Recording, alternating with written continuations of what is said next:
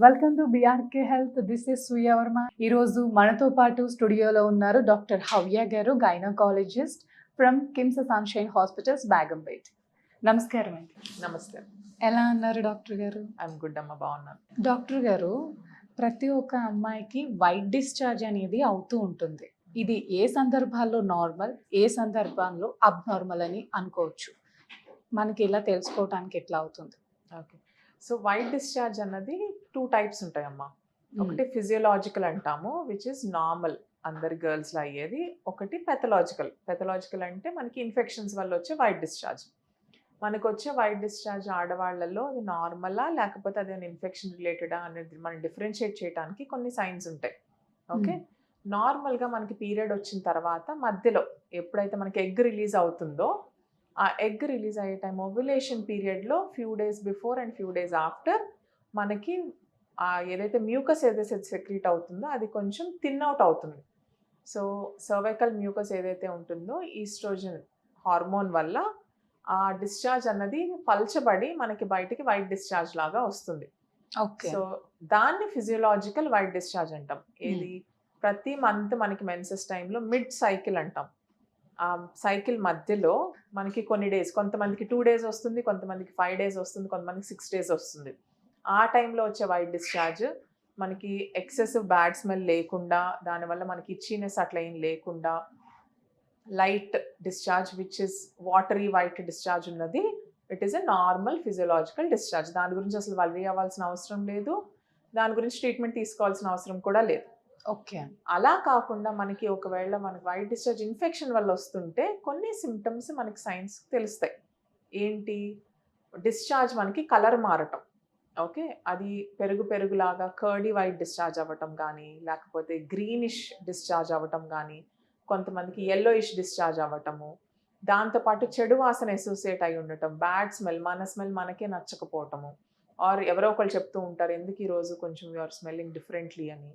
Okay. Partner యూజువల్గా complaint చేస్తూ ఉంటారు you are smelling differently from before అని. సో అట్లా ఏమన్నా స్మెల్ మారటం కానీ, లేకపోతే ప్రైవేట్ పార్ట్స్లో ఇచ్చింగ్ రావటం, బయట పక్క కానీ లోపల పక్క కానీ ఏదైతే మనకి దురదల్లాగా రావటము, ఇవన్నీ సైన్స్ ఆఫ్ ఇన్ఫెక్షన్. సో ఈ ఇన్ఫెక్షన్ అన్నది మనకి బ్యాక్టీరియా వల్ల రావచ్చు, కొన్ని వైరస్ వల్ల రావచ్చు, కొంచెం ఫంగై వల్ల కూడా రావచ్చు. ఓకే. అంటే చాలా డిఫరెంట్ టైప్స్ ఉన్నాయి ఇందులో. ఇప్పుడు ఇది మనకి ఉంది అని వాళ్ళు ఐడెంటిఫై చేసి డాక్టర్ని ఏ సందర్భాల్లో సంప్రదించాలంటారు?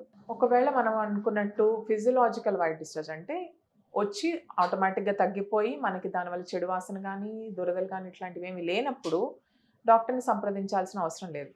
అలా కాకుండా ఎప్పుడైనా కానీ మనకి వైట్ డిశ్చార్జ్తో పాటు ఇచ్చింగ్ రావటము, బ్యాడ్ స్మెల్ రావటము, ఫీవర్ అట్లాంటిది ఏమైనా రావటము, లేకపోతే దీనివల్ల యూరిన్లో మంట రావటము, ఇవన్నీ ఇన్ఫెక్షన్ రిలేటెడ్ సైన్స్ ఎప్పుడైనా ఉంటే వెంటనే డాక్టర్ గారిని సంప్రదించి టాబ్లెట్ ఇచ్చేయండి తగ్గిపోతుంది కామన్గా అంటూ ఉంటారు పేషెంట్స్. నో, వైట్ డిశ్చార్జ్కి రకరకాల కారణాలు ఉంటాయి. మీకు ఎటువంటి వైట్ దేని వల్ల వచ్చింది, బ్యాక్టీరియా వల్ల వచ్చిందా, ఫంగస్ వల్ల వచ్చిందా? సో డాక్టర్ చేత పరీక్ష చేయించుకొని ట్రీట్మెంట్ తీసుకోవటం అన్నది ఇంపార్టెంట్. యూరిన్ త్రూ కూడా ఇన్ఫెక్షన్స్ వస్తాయి డాక్టర్ గారు? ఈ వైట్ డిశ్చార్జ్కి గల కారణం కూడా యూరిన్ ఇన్ఫెక్షన్ అవ్వచ్చా కొన్ని సందర్భాల్లో? మనకి వైట్ డిశ్చార్జ్ రావటం వల్ల దాని ద్వారా యూరిన్లోకి ఇన్ఫెక్షన్ వెళ్ళటం అన్నది కామన్గా చూస్తాం.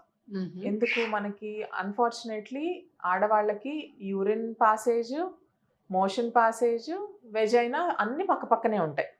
సో ఒకదాని నుంచి ఒకదానికి ఇన్ఫెక్షన్ స్ప్రెడ్ అవటం అనేది very common. So every time మనం యూరిన్ పాస్ చేయడానికి వెళ్ళినప్పుడు కానీ, మెన్సెస్ పీరియడ్ బ్లడ్ క్లీన్ చేసుకోవడానికి వెళ్ళినప్పుడు కానీ, మనం ఫ్రంట్ నుంచి బ్యాక్కి క్లీన్ చేసుకొని ఎక్కువ వాటర్ పెట్టి వాష్ చేసుకోవటం, ప్రైవేట్ పార్ట్స్ డ్రైగా ఉంచుకోవటం ఈజ్ వెరీ ఇంపార్టెంట్. ఈ ఇన్ఫెక్షన్స్ ఒకదాని నుంచి ఒకటి స్ప్రెడ్ అవ్వకుండా ఉండటానికి.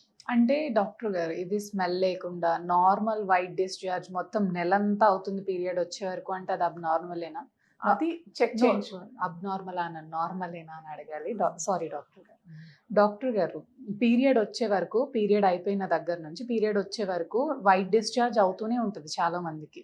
అది స్మెల్ రాకుండా, ఇరిటేషన్ లేకుండా, ఇచ్చింగ్ లేకుండా మామూలుగానే ఉంటుంది, నార్మలేనంటారా? సో నార్మల్గా వైట్ డిశ్చార్జ్ అనేది త్రూ అవుట్ ద మంత్ అంత కామన్గా చూడమమ్మా.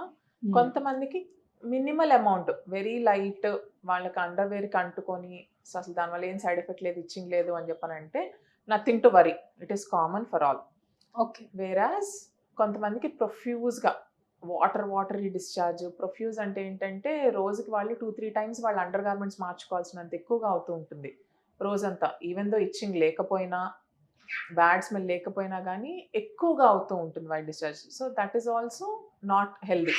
సో అలాంటప్పుడు చూయించుకోవాల్సి ఉంటుంది. అంటే డాక్టర్ గారు ఇలాంటి ఇన్ఫెక్షన్స్ వచ్చినప్పుడు ఫిజికల్ యాక్టివిటీలో పాల్గొన్నప్పుడు ఇన్ఫెక్షన్స్ పార్ట్నర్ కూడా వెళ్ళే అవకాశాలు ఉంటాయా? అవునమ్మా, definitely. So these are called sexually transmitted infections అంటాం. అంటే మేల్ ఫీమేల్ పార్ట్నర్ యూజువల్లీ ఏంటంటే వైట్ డిశ్చార్జ్ నీకు వస్తుంది కదా, నువ్వు వెళ్ళి చూయించుకొని ట్రీట్మెంట్ తీసుకొని పంపిస్తూ ఉంటారు ఆడవాళ్ళని. యాక్చువల్లీ ఆడవాళ్ళకి ఇన్ఫెక్షన్ ఉంటే మగవాళ్ళకి స్ప్రెడ్ చేయటము, మగవాళ్ళకి ఇన్ఫెక్షన్ ఉంటే వాళ్ళ నుంచి ఆడవాళ్ళకి రావటం అన్నది చాలా కామన్గా చూస్తూ ఉంటాం. అండ్ ఎస్పెషల్లీ ఆడవాళ్ళకి లోపల ఉంటుంది కాబట్టి ఇన్ఫెక్షన్ మ్యూకోజాలో వాళ్ళకి ఇన్ఫెక్షన్ అనేది చాలా ఈజీగా వచ్చి రికరెంట్గా వస్తూ ఉంటుంది. సో ఎప్పుడైతే ఆడవాళ్ళకి వెజనల్ ఇన్ఫెక్షన్ ఉంటుందో అదే టైంలో సేమ్ వాళ్ళ పార్ట్నర్ కూడా, ద మేల్ పార్ట్నర్ కూడా ట్రీట్మెంట్ తీసుకోవటం అనేది చాలా ఇంపార్టెంట్. ఇద్దరికి ఒకేసారి ఇన్ఫెక్షన్ ట్రీట్మెంట్ తీసుకుంటే మాటికి ఇట్లాంటి వెజనల్ ఇన్ఫెక్షన్స్ రాకుండా ఉంటాయి. అంటే ఫుడ్ కరెక్ట్గా తీసుకోకపోయినా, వాటర్ ఇంటేక్ కరెక్ట్ లేకపోయినా ఇలాంటి ఇన్ఫెక్షన్స్ వస్తాయా డాక్టర్ గారు? వచ్చే ఛాన్సెస్ ఉంటాయమ్మా. ఎందుకంటే మన బాడీకి we have an immunity, base line immunity ఉంటుంది. అంటే ఈ ఇన్ఫెక్షన్స్ని ఫైట్ చేసే కెపాసిటీ మనకి యాక్చువల్లీ ఇన్హరెంట్గా బిల్డ్ అయి ఉంటుంది. బయట నుంచి ఏదైనా ఇన్ఫెక్షన్ వస్తే మన బాడీలో హెల్దీ బ్యాక్టీరియా ఏదైతే ఉంటుందో వాటిని కిల్ చేసేసి ఇన్ఫెక్షన్ స్ప్రెడ్ అవ్వకుండా కంట్రోల్ చేసేస్తుంది. బట్ ఎవరికైనా ఫర్ ఎనీ రీజన్ లో ఇమ్యూనిటీ ఎవరిలో ఉంటుంది? బ్లడ్ తక్కువగా ఉండటం వల్ల, లేకపోతే మనకి హెల్దీ డైట్ తీసుకోకపోవటం వల్ల, వైటమిన్ డెఫిషియన్సీస్ ఉండటం వల్ల, లేకపోతే అన్కంట్రోల్డ్ షుగర్స్, డయాబెటీస్ ఉన్న వాళ్ళలో మనం ఇలాంటి ఇన్ఫెక్షన్స్ చాలా ఫ్రీక్వెంట్గా చూస్తాం. ఎవరికైనా డయాబెటీస్ ఉంటే వాళ్ళ షుగర్స్ అన్నవి కంట్రోల్లో పెట్టుకోవటం చాలా ఇంపార్టెంట్. షుగర్ కంట్రోల్లో ఉంటే మనకి ఇన్ఫెక్షన్స్ కూడా మనకి తక్కువగా వస్తూ ఉంటాయి. So building our bodies natural defence mechanism is important. ఈ ఇన్ఫెక్షన్స్ రాకుండా ఉండాలంటే ఏం చేయాలి డాక్టర్ గారు? So first thing is maintaining personal hygiene. ఎంత చెప్పినా తక్కువే ఇది. సో ఓకే, ఎవరైనా వాష్రూమ్ యూస్ చేస్తున్నప్పుడు always make sure that private parts are cleaned. బాగా నీట్గా క్లీన్ చేసుకొని ఒక టిష్యూ పేపర్ పెట్టి కానీ ఆర్ కాటన్ క్లాత్ పెట్టి కానీ నీట్గా డ్రైగా ఉంచుకోవడం. Underwear should always be dry. ఎప్పుడైనా వెట్నెస్ కానీ తడి కానీ ఉంటే కనుక అండర్ గార్మెంట్స్లో that becomes a breeding site for infections ఎక్కువగా వచ్చి దాన్ని ఎక్కువగా స్ప్రెడ్ అయ్యే ఛాన్సెస్ ఎక్కువగా ఉంటాయి. So personal hygiene is very important. Second thing is body immunity పెంచుకోవటం. సో హెల్దీ డైట్ తింటాము, ఐరన్ రిచ్ ఫుడ్స్ తిని మనం హిమోగ్లోబిన్ కరెక్ట్గా మెయింటైన్ చేసుకోవటం, and drinking plenty of water బాగా తాగాలి. మనం urine bladder once every 3 to 4 hours empty చేసుకుంటూ ఉండాలి.